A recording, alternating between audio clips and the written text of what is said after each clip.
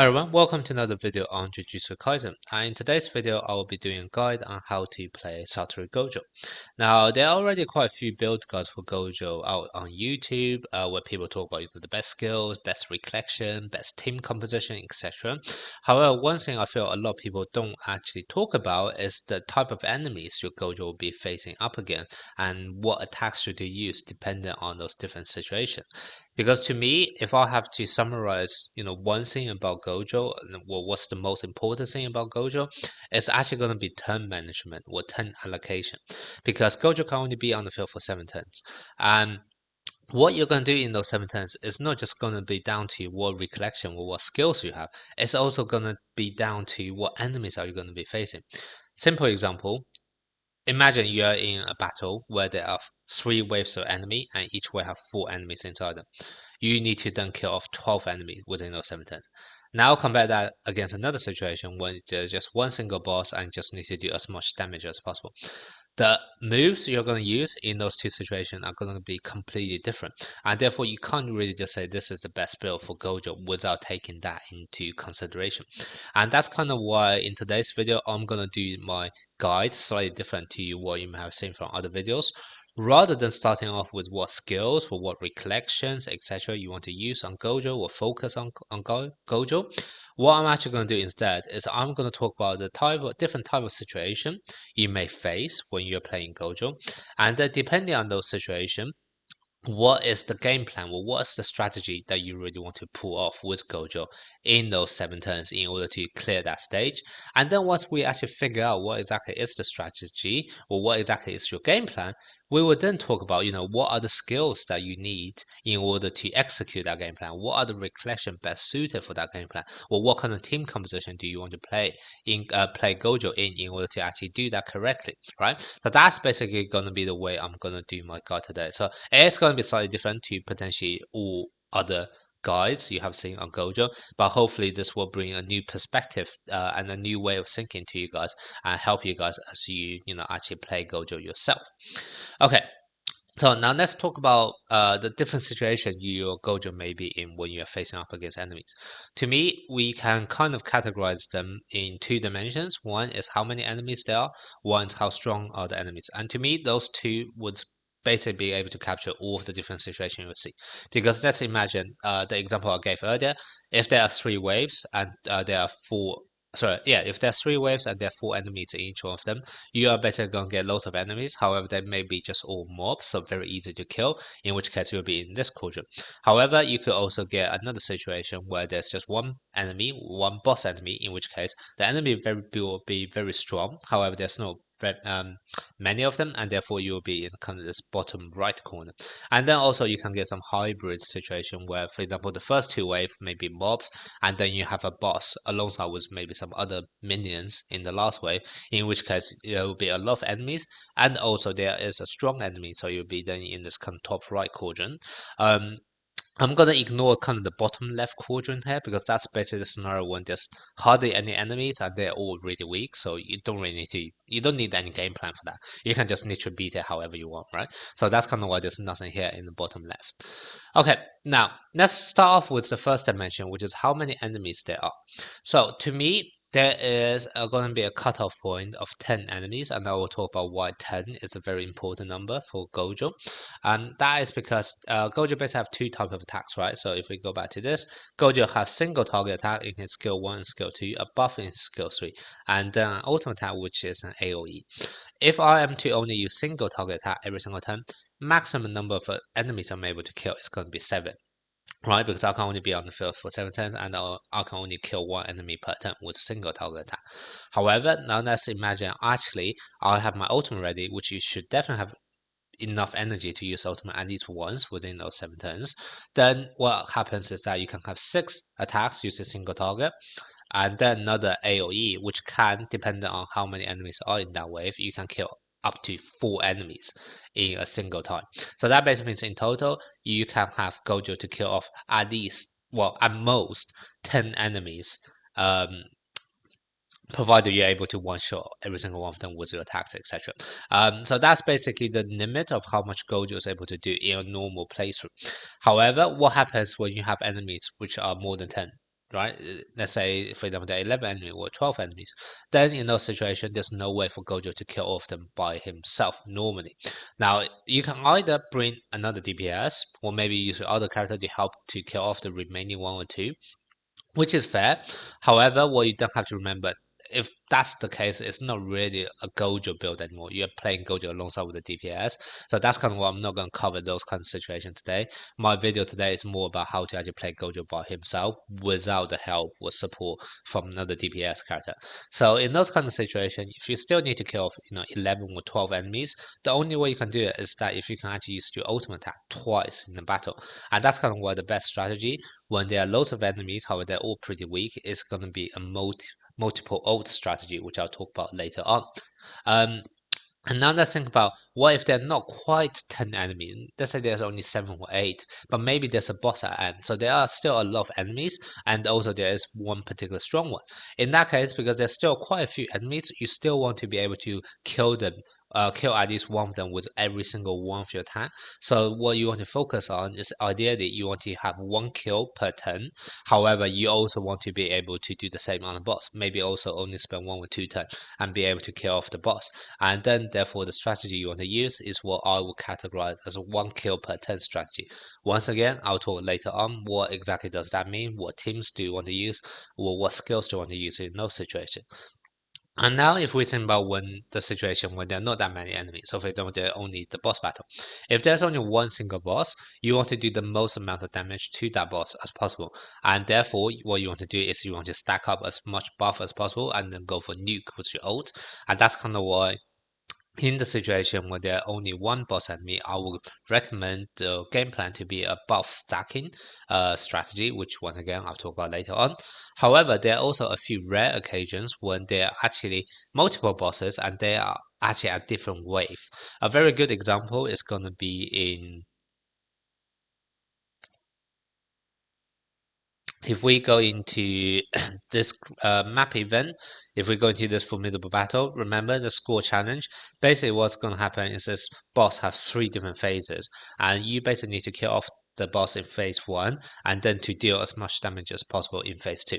So even though theoretically it's only a single boss, but because they appear in different phases, or almost like different waves, you basically then get into a situation where there are multiple boss enemy and they're all very strong, and therefore you are still needing to then employ the multi-ult strategy so that not only you're able to use your ult multiple times, but because they're ult, they're strong, they can actually do a lot of damage to the boss character, which is kind of what you need because boss naturally have stronger defense, more HP, etc. So that's kind of why when there's only a single boss, I recommend the buff stacking strategy.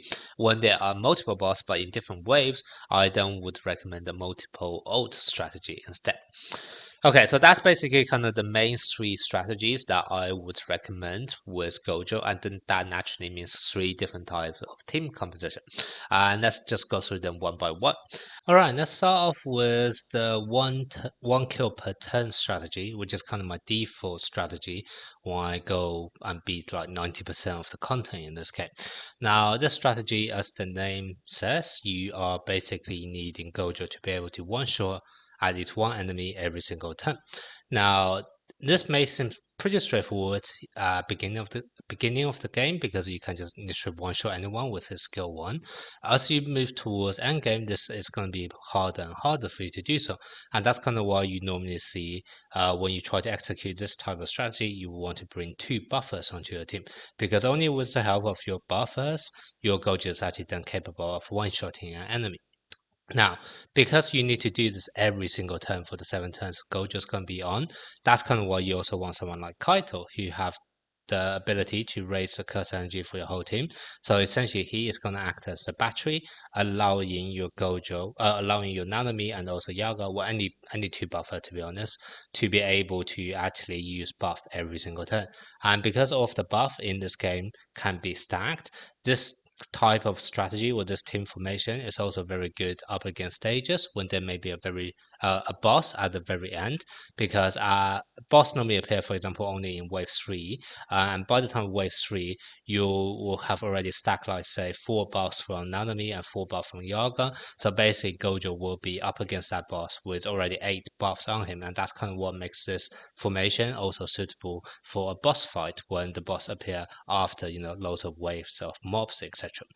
Now, the biggest risk to using this type of formation is that even though the buffs do stack, and what you see is that your Gojo gets stronger and stronger, because as you move towards later on in the battle, you will have more buffs already stacked on him. However, for turn 1 and turn 2, your Gojo is kind of just left on himself, because you would only have, let's say, 1 round of buff from Yaga and Nanami, or maybe 2 rounds on turn 2, and that often may not actually be necessary for your Gojo to actually be able to one-shot the enemy. And that's kind of why when you actually talk about recollections, what are the best recollection you want to put on Gojo for this type of formation? You normally want to put something which is damage related, and also something that can be activated on command skill. Now, being activated on command skill is very, very important, because obviously your turn 1 and turn 2 attack are going to be command skills. And that's kind of why, even though some people may say non-standard is really good recollection on Gojo, non-standard is not actually a good recollection on Gojo for this type of strategy when you actually need to kill someone off on turn 1, because non-standard can only be activated on ultimate attack, and therefore you can't actually use the extra buff on non-standard on turn 1. And that's kind of why recollections such as Pride, which can give you extra curse technique attack on activation of command skill, that's going to be very good. And also obviously there are other alternatives, basically anything that can be activated on command skill with a bit of extra buff, that's going to be helpful. For example, this one can also be activated on command skill for 2 turns, and that's going to be useful because it buff up your attack on turn 1 and turn 2, which are typically the turns where Gojo are not capable of one-shotting without those kind of buffs. There's also adult time. This one can also be active on command skill, even though this is only a buff for 1 turn. But once again, by the time of turn 2, you would already have 2 rounds of stacking of buff from Yaga and Nanami, and maybe that's already going to be enough. Like turn 1 is definitely going to be hardest for you to pull off with this type of strategy, and that's kind of why you really want to have a recollection which can be activated on command skill. Now, in terms of the recollection on other characters, generally speaking, any type of buffing recollection would be nice. So for example, that's why I have this one, which can also be activated to increase your whole team's damage dealt, etc. So once again, you can activate this on team 1 to make sure your Gojo definitely have enough firepower to actually one-shot an enemy in turn 1. Now, if you actually get into a very, very difficult stage, for example, ones where Gojo may have Gojo's attack may be resisted by the enemy. For example, the enemy is weak against yellow attacks, which normally means they are strong against blue type of attack, which is the color of Gojo. Then you may not actually be able to one-shot enemy even after using of those buffs. So let me actually demonstrate this for you. So in those cases, if you just go brute force up against the enemy, what you will see is that you may actually typically find 2 turns to actually kill off enemy. And what that basically means is that, say, take this stage for example, I will be using buffs on my Nanami and Yaga, and then also for my Kaito, I'll be using his battery skill, which is basically increasing everyone's skill curse energy gauge by 10, extra 10 curse energy every turn. And then for my Gojo, for example, I will be trying to use this. I will also increase the buff here just to make sure I can do as much damage as possible. I will try to activate it. But what you see is that it's just simply not enough for you to actually do this, even with all of those extra buff, because the enemy, like in fact, that was a crit as well, and I still couldn't one-shot it. And then that basically means I need to try this again and try to kill off on the second turn. And what that basically means is that it's going to take me 2 turns just to kill off an enemy, because the enemy was really, really strong. Now, if we actually repeat this for the second enemy on the stage, what you're then going to see is that I am still possibly not going to be enough firepower to kill them off. And that basically means even though there are only 2 enemies, it's going to waste me a total of 4 turns. And that is going to be completely opposite of what this whole game plan is. The whole game plan is supposed to be you able to kill off 1 enemy every single turn. So what you should do actually in this type of stages, this will be the stages where you don't have to use different skills on your Gojo, and that is going to be your skill 3. So if we take a look at Gojo skills, even though normally you're trying to kill off the enemy in one go by using his skill 1, which for example right now I have at level 6 and it's able to do 376% of curse technique attack. However, because you're not able to one shot, what's actually going to be a better decision is actually going to be for you to actually buff yourself, because his buff actually lasts for 3 turns. And now if I actually show you what this would actually have if I buff myself on the first turn instead, what you would then see is that I am then able to kill off the enemy with my single attack on turn 2, and because it lasts for 3 turns, on my third turn the buff is still gonna exist, and that extra bit of buff can help me then one shot the second enemy as well. So let me show you this in practice. So for example, I'll be doing this, I will be doing this, just to once again buff up on everyone, including Gojo buffing up on himself. Now on turn 2, this is where then I can activate other recollection buffs to make sure I really one shot. So what I can do is activate the recollection on my Kaito now. Also activate this. Now what you can see is that with the help of that additional skill 3 buff from Gojo that I just used on turn 1, I was able to one shot. And then if we repeat the same thing here on this enemy, what you can see here is that I can do the same thing again. I am now able to actually one shot the enemy. And now because of the fact that I buff myself on turn 1, I am now actually capable of killing that enemy with 3 turns, rather than, for example, if I just go brute force with my skill 1, it would have taken me 4 turns to kill at that stage. So that's basically, once again, you just have to remember the key for this strategy is that you want to be able to kill the enemy off in one single turn, to one-shot the enemy. So whenever you're not capable of one-shotting, what you need to do is just simply use buff, which are either from the recollection or from Gojo himself, to ensure you that you are then able to one-shot the enemy afterwards. So that's basically the whole idea behind the 1 kill per turn strategy. Okay, now let me show you the second type of strategy you can use with Gojo, which is going to be the buff stacking strategy. Now this one, as the name suggests, once again, is all about stacking buff, and therefore you won't actually be doing too much attack early on in the battle. So this is more suited when there's only, let's say, one final boss and you just want to do as much damage as possible, and you don't really worry about needing to clean up, kill off the mobs which are surrounding him or anything like that.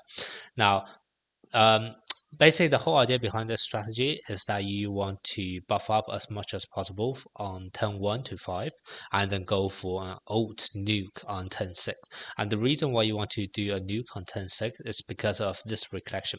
Now this recollection, once again, is the best recollection for Gojo. I know a lot of people say, non-standard is really good. This one's so much better than non-standard, in all honesty. Non-standard is good for the multi-ult strategy, which I'm going to talk about later, but for any other type of strategy for Gojo, Pride is going to be so much better. And to be honest, Pride can be used for the multi-ult strategy as well. And that's kind of what makes Pride so good, because it's free. It's an SSR you can get for free by beating Formidable Foe, and it can be used in every single type of scenario with Gojo, rather than, for example, non-standard, which can only be used for the multi-ult strategy. Anyway, so basically, the reason why this one is really, really good for the buff stacking strategy is because it has really short cooldown. It has a cooldown of only 5 turns, so that basically means on turn 6 you are able to use this again. And also because this effect can only last for 2 times rather than for 2 turns, and that basically means that if you don't use a curse technique, this buff is always going to be available on your character and it will never really expire. Let me show you exactly what that means in real battle. Now I'm not up against a boss battle, I'm just up against mobs, but it's fine to illustrate what I mean, because I'm just gonna show you the buffs, etc. Now when you do this type of strategy, what you have to do is you kind of need to count backwards in order to figure out which turn do you want to start buffing, because what you can see here is that I'm playing 3 buffers rather than playing Kaito, because in all honesty, I don't actually need to have my buff stacked on me at all times, because I'm only going to go for a nuke on turn 6. So, for example, Yaga and Nanami, their attacks only start, their buffs only stack for 4 times. So if I want to go for an ult on turn 6, I will need to start stacking buffs from turn 3 and onwards. So therefore, I don't actually need Kaito in order to help me to stack every single time. I can just simply do 2 normal attacks, and by doing 2 normal attacks, I would have already built up enough of a reserve of curse energy for me to then continuously use my buffs on turn 3, turn 4, turn 5, and turn 6. So that's kind of why you don't actually need Kaito on your team. And what you actually want to do is bring 3 buffers. Now, if you are missing one of those buffers, then you can still bring Kaito onto your team. And the reason is that on top of the fact that Kaito can charge up curse energy for your whole team, Kaito also does have an ultimate attack, which does increase damage dealt. So basically, in those kind of scenarios, you'll be using Kaito's ultimate attack instead, which also acts as a damage buff. It's not as good as Momo's or Nanami or Yaga, but it's still a good enough substitute for you to use in certain situations. So that's kind of basically the team composition you want to bring when you're doing a buff stacking type of strategy. Now, so like I said, on turn 1 and turn 2, all of your buffers should just be doing their normal attack, because any buff you use now wouldn't last all the way on turn 6 anyway. They will have expired by then. And then what you want to do on Gojo is that you want to buff. And basically the reason why I want to show you this is that I want to show you when I use this recollection, what you see is that there's this command effect which increases 60% curse technique. And then I am now using buffing skill. In fact, let me use this melee attack first just to show you. Basically, my recollection effect would have made my Gojo capable of getting an increase in damage dealt for 2 times. And if I actually take a look at my buffs on Gojo right now, what you see is I'll have this, increase curse technique by 60 times. So that's exactly what the recollection buff I can get from my Gojo, and what you can see is that there's still 2 times left. So even though I have used a physical attack last turn, it doesn't really matter. It's not going to waste my effect. And that's basically what allows me to actually stack up all of my buff, including my recollection, all the way up to turn 6 when I can then activate again and then get this effect again. So that's basically what I want to do. Now, once again, if you actually work backwards, if you want to go for maximum damage you want on turn 6 with your ult, remember Gojo also have his own buff, which can only last for 3 turns. So what you then want to do is make sure you start buffing yourself on turn 4 and turn 5, so that on turn 6, when you have your recollection cooldown finished and you're able to activate again, you are then able to use an ult, and at that point onwards, you should be able to have 4 stacks of buff from Yaga, 4 stacks of buff from Nanami, 2 stacks of buff from Momo, and also 2 stacks of buff from Gojo's own skill 3, plus another 2 stacks of buff from Pride, your recollection. And that's basically what it kind of means by doing one massive ult with all of your buffs already stacked up. And as a result, basically what that means is that if you work backwards, on turn 1 and turn 2, Yaga and Nanami can do whatever they want and only start buffing on turn 3 and 1 onwards. Momo's buff can only last for 2 turns, so that basically means you can do whatever you want until turn 5, which you then need to start using your skill 2, to buff the whole team. And then also for Gojo, because his buff lasts for 3 turns, what that means is that on turn 1, turn 2, turn 3, you can do whatever you want. You can also do a buff, even though they would expire. You can use your melee attacks so that you can still do damage, a bit of chip damage, without eating up the effect from your recollection. Or you can just basically do nothing. Basically, just avoid using skill 1, because if you actually use skill 1, then what happens is that it would use up your recollection effect, and then you wouldn't be able to stack it up on turn 6. So that's basically what I want to do. So this is another kind of mythbuster, I guess, because I know some people were saying, why the hell do you want to use your physical attack on Gojo when you have a much lower multiplier than curse technique attack? It doesn't matter. The reason why you still want to use physical attack on Gojo is because of the fact that this wouldn't actually use up the recollection effect from Pride. So that's kind of the reason why you probably still want to level up. You don't have to level up very high because it's just chip damage at the end of the day, but from practical sense of point of view, when you ever use buff stacking type of strategy, you will be using skill 2 actually a lot more often than skill 1. So it's still worth to level up a bit, but probably no need to put all of your resource on it. It's definitely not a priority, but don't just think that you will never be using the skill either. Okay, now let's talk about the last strategy which I want to show you guys, which is the multi-ult strategy.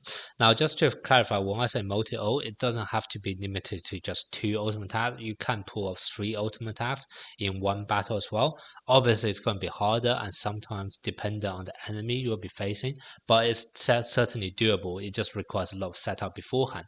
And that's kind of why I think the multi-ult strategy is very, very strong, because you can basically use it for a lot of different scenarios depending on how you plan for when you use your first ultimate attack or when you use your second ultimate attack, etc. However, at the same time, there is going to be a lot of thinking or planning required so that you can actually charge up your enough ultimate energy for you to be able to use your first ultimate attack by a certain turn and still have enough time to charge up your ultimate energy again for the second time round. So that's kind of why it is certainly very, very strong, but it's probably also going to be the most difficult strategy for you to use when you actually playing Gojo. Now, obviously, the strategy requires you to be able to quickly charge up your ultimate energy. So when you actually do this kind of formation, you want to bring characters and also recollections that will help you to charge up your ultimate energy quicker. Now, there are actually other ways to charge up your ultimate energy. For example, you can do something like killing off an enemy or breaking an enemy. That will give you an extra bonus to your ultimate energy as well. But because that's very much enemy dependent, it's not really something you can control all the time. So I'm not going to focus too much on those kind of conditions. Now, the easiest way for you to increase your ultimate energy, and the one that almost everyone can do, it will be through the use of Toge, because this is a character, it's only R rarity, so everyone should hopefully have them.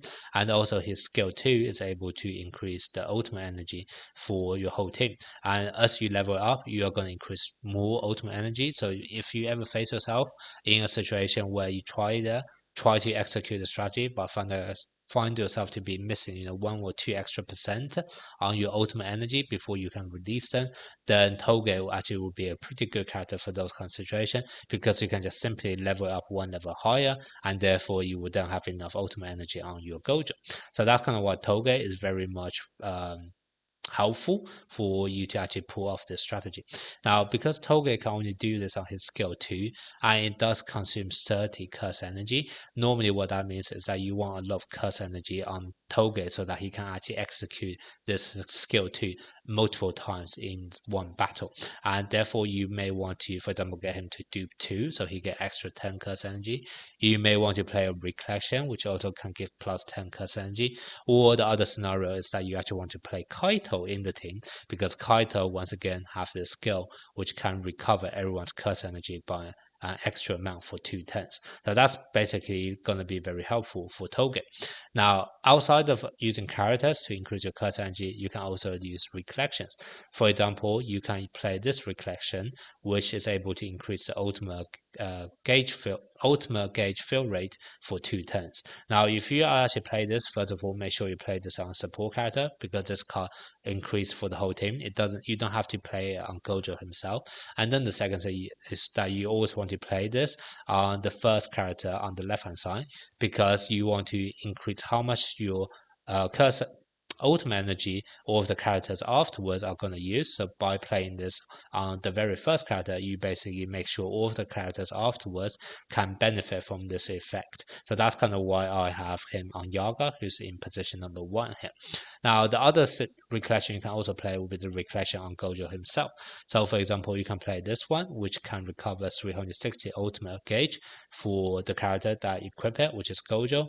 And because I have a cooldown 4 turns, you can actually use this to charge up yourself twice. So basically you can use this to charge up for the both of the ultimate that you want to build up.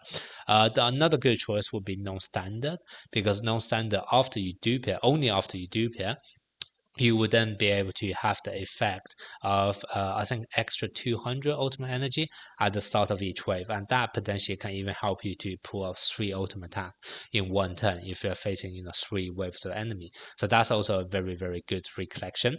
I also want to give another honorable mention to Pride as well. Even though it doesn't actually increase the rate you increase your ultimate energy. But because this one have a very short cooldown, and also you can control when you use this effect, because remember this only get activated when you use curse technique, because it's used for 2 times rather than 2 turns. What that basically means is that you can essentially have a 60% curse technique increase buff for the first time you use your ultimate attack, and then the second time you use your curse your ultimate attack, this can already be stacked twice, and then it benefit from 120% buff when you use your ultimate the second time around. So even though this doesn't actually increase how fast you're able to gain your ultimate attack, this does increase the damage your ultimate attack can deal by quite a lot. So that's kind of why I feel like this is also an honorable mention for the multi-ult strategy. Now, obviously, all of this are very good ways for you to increase your ultimate energy. And when you actually have all of them ready at the same time, you can pull off some really crazy things. For example, like a second turn ult. And that's what I'm going to show you guys. Now, the positioning also matters a lot, which I'm also going to explain in this demo. And once again, that's one of the things you really want to keep in your mind when you're trying to do the multi-ult strategy. So, for example, like I said, you can have Yaga start buffing up everyone's ultimate gauge increase rate, because this one is a percentage increase based on how fast they fill it up rather than like a static buff like by number, absolute number. This is kind of why you always want to activate it first, and that's kind of why I have on the most left position, right? So I activate this. I then want to activate this as well on my Gojo, and let me charge up. And then for my Kaito, I want to increase the curse energy on my Toge so he can use it back to back, let's say. And then obviously Toge will be increasing everyone's ultimate energy again. So what you can see, this doesn't actually increase ultimate attack straight away. However, it increases the fill rate. So that's kind of why when I use my recollection effect on Gojo himself, the increase to my ultimate gauge was twice, because the first time was from the recollection itself, and then the second time was from the extra buff from Yaga's recollection. So that's kind of why it increased twice when I used his Gojo's attack. And then when Toge's attack came around, what you see is that you're then able to fill up the last bit. And as you can see already on the second turn, I have my ultimate attack ready. That's basically how crazy it can be when you have all of the necessary setup on you. Now, obviously, depending on the enemy you're facing, maybe you don't need an ultimate attack straight away on turn 2. And if that's the case, maybe you can swap out this recollection for another one, for example, Pride, to give you a bit of extra damage instead. And once again, that just kind of shows multi-ult strategy is very strong. But the way you play it, it's going to be somewhat dependent on the enemy you're going to face. So there's definitely a lot of planning and thinking you want to do beforehand. Now I'm going to show you the importance of positioning, because basically what you see here is that, I don't know whether you guys know this, but in this game, regardless of the positioning of your characters, buff attacks always get used before any damage dealing attack. It's only when both are buff attack, or both attacks are damage dealing ones, then whatever character is on the left hand side would be going forward, going in front of the character on the right hand side, etc. So for example, what I'm trying to illustrate is, for example, if I use a buff attack on my Yaga, I'll use my ultimate attack on my Gojo, I'll use a normal attack here, and then I'll use another buff attack on my Toge.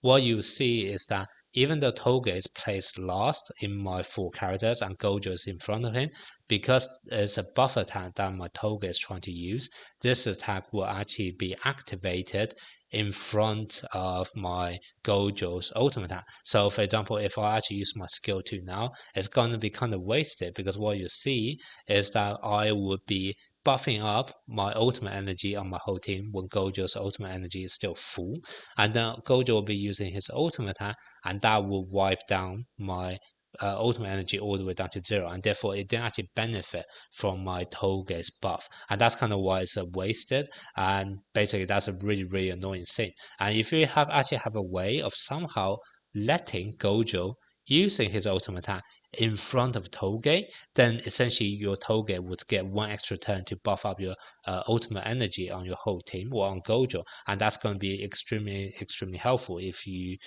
for example, need to charge up your ultimate attack in 1 turn or whatsoever, right? So that's kind of why you really want your Gojo to be able to actually activate his ultimate attack in front of Toge. And how do you actually want to do this? Remember, buff attacks are always activated on kind of the same priority. So if you actually have two buffer attack activate at the same time, the one character which is on the left hand side will actually be able to activate it first. And that's kind of why I have Kaito on the left hand side, because if I can somehow have Kaito using a buff attack, Kaito's buff attack is always going to be in front of Toge's buff attack, because Kaito is placed on the left hand side of Toge.